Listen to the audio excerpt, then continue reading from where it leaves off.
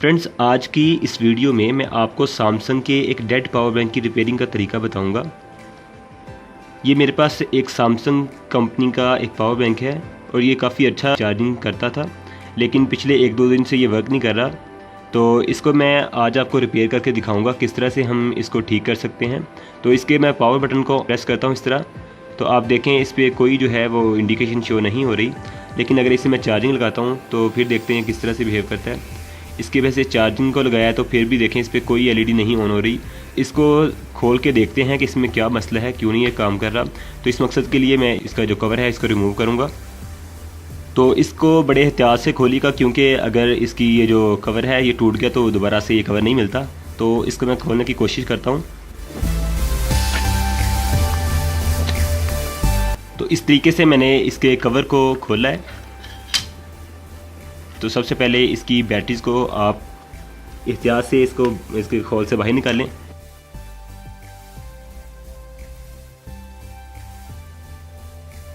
Open करने के बाद अब हम इसकी जो बैटरी के वोल्टेज को चेक करेंगे। तो इसके लिए आपको वोल्टमीटर को वोल्टेज की रेंज पे सेट करना है, डीसी वोल्टेज पे, और इसकी बैटरी के जो वोल्टेज है इनको चेक करना है। तो इसके जो भी वोल्टेज आ रहे हैं वो हैं 0.08 मिली वोल्ट, जो कि ना होने के बराबर हैं। इसमें जो वोल्टेज होते हैं जब ये बैटरी लो होती है तो इसके कम से कम वोल्टेज होते हैं 3.7 वोल्ट। जब इसे हम चार्ज कर चुके होते हैं बिल्कुल तो इसके वोल्ट 4.3 वोल्ट तक पहुंच जाते हैं। तो अभी हम देखते हैं कि इसकी बैटरी का ही फ़ाल्ट है या इसकी जो चार्जिंग सर्किट है इसमें फ़ाल्ट है, क्योंकि बैटरी चार्ज ना होने की 2 वजह हो सकती हैं। या तो इसका चार्जिंग सर्किट ख़राब है, तो या फिर ये वजह हो सकती है कि इसकी जो बैटरीज़ हैं ये करंट स्टोर ही नहीं कर रही। तो मैं इनको बैटरी को रिप्लेस करके देखता हूँ। तो मेरे पास ये ओल्ड बैटरीज़ पड़ी हैं, मैंने लैपटॉप की मेरे पास एक बैटरी थी तो मैंने उसमें से निकाली हैं। तो इनकी स्पेसिफिकेशन भी बिल्कुल सेम होती है। ये 2800 मिली एम्पियर के हमारे पास से सेल हैं। इनको लिथियम आयन सेल्स कहते हैं, सेकेंडरी सेल होते हैं। लैपटॉप की बैटरी मेरे पास बिल्कुल ठीक थी, लेकिन वो गिरने से इसकी जो बैटरी डैमेज हो गई थी। मैंने इसमें से ये सेल्स निकाल लिए हैं। तो अभी मैं चेक करता हूँ सेल्स के वोल्टेज कितने हैं। जो भी सेल इसमें से ठीक होगा हम उसको इस पावर बैंक के अंदर लगा के तो चेक करेंगे क्या हमारा पावर बैंक में ये बैटरीज़ का ही फॉल्ट है या इसमें इसका जो चार्जिंग सर्किट है वो ख़राब है।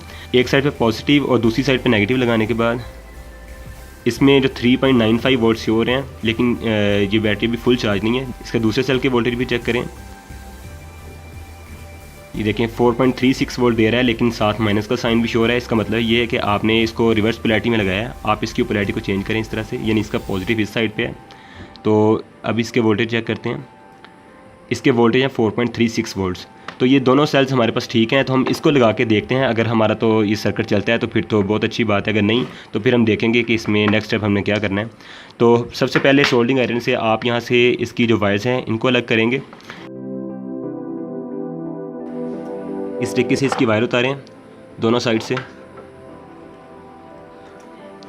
और जो हमारे पास जो नए सेल जो हमने लगाने हैं, पहले एक सेल इसमें लगा के चेक कर लें। ये 2 इसमें सेल्स होते हैं, आप देख सकते हैं इसमें 2 सेल्स हैं और इनकी ये वाली नेगेटिव साइड दोनों की आपस में लगी हुई है। ये देखें नेगेटिव साइड और दोनों की जो पॉजिटिव साइड है वो आपस में शॉर्ट है, यानी कि ये 2 जो सेल्स हैं हमारे पास पैरेलल में लगे हुए हैं। 3.7 वोल्ट ये एक सेल है। ये काफ़ी अच्छा सेल था, बड़े इसने अच्छा इसमें काम किया है। जापान के इसमें सेल्स लगे हुए थे।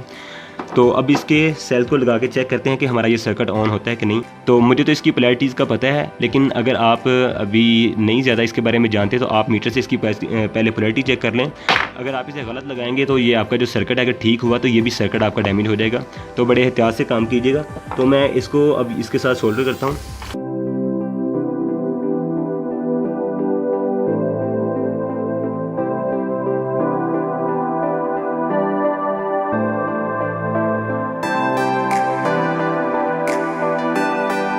मैंने इसके कनेक्शन कंप्लीट किए हैं। अब इसके बटन को प्रेस करके देखते हैं, हो सकता है ये चल ही जाए। तो फ्रेंड्स ये तो सर्किट ऑन हो गया, इसका मतलब ये इसका बैटरी का ही फॉल्ट था। देखें इसकी जो लाइट्स हैं ये भी चल रही हैं। इसकी जो फ्रंट जो टॉर्च लाइट है ये भी इसकी ऑन हो गई है। तो ये सर्किट तो बिल्कुल ठीक हो गया अभी दोबारा से। इसकी जो दोनों बैटरीज़ को आप इसमें पैरेलल में जोड़ के लगा दें तो उम्मीद है कि हमारा जो ये सर्किट है चलता रहेगा, इसमें दोबारा से कोई फॉल्ट नहीं आएगा।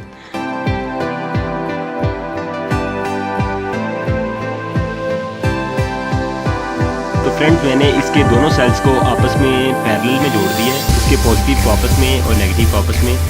तो फ्रेंड्स अब इसकी जो सर्किट है इसको डालते हैं इसकी बॉडी के अंदर। तो इसका जो ये स्विच है इसको आप एहतियात से इसमें लगा दीजिए। इसके बाद इसके सर्किट को एहतियात से आप इसके अंदर लगा दें।